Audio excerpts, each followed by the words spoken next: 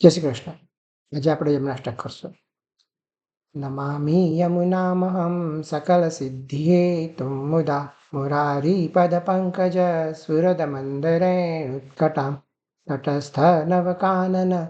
પ્રકટમોદपुष्पाम्बुना સુરાસુરસુપૂજિત સ્મરપિતૃશ્રિયं बिभ्रतिं कलिन्दगिरिमस्तके पतदमन्दपूरोज्ज्वला विलासगमनोल्लसत् प्रकटगण्डशैलोन्नता सघोषगतिदन्तुरा समधिरूढदोलोत्तमा मुकुन्दरतिवर्धनी जयति पद्मबन्धुसुता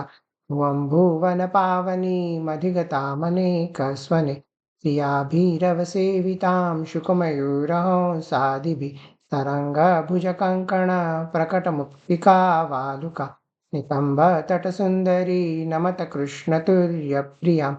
अनन्तगुणभूषिते शिवविरञ्चिते वस्तुते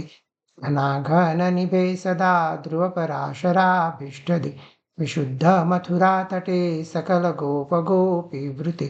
कृपाजलधिसंश्रिते मम मनःसुखं भावय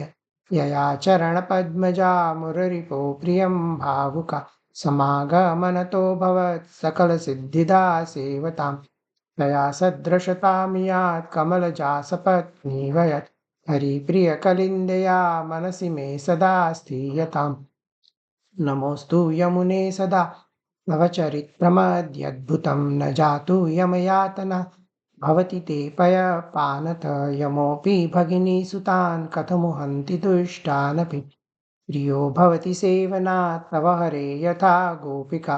ममास्तु तव सन्निधौ तनुनवत्वमेतावता न दुर्लभतमारति मुररिपो मुकुन्द प्रिये अतोऽस्तु तव लालना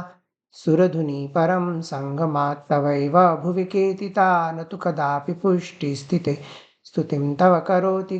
कमलजासपत्नीप्रिये हरेर्दनुसेवया भवति सौख्यमा मोक्षत इयं तव कथाधिका सकलगोपिका सङ्गम स्मरश्रमजलाणुभिः सकलगात्रजै सङ्गम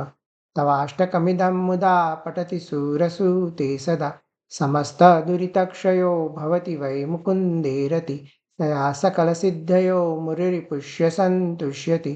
स्वभावविजयो भवेद् वदति वल्लभ श्रीहरे इति श्रीमद्श्रीवल्लभाचार्यविरचितं श्रीयमुनाष्टकस्तोत्रं सम्पूर्णम्. जय श्री कृष्ण.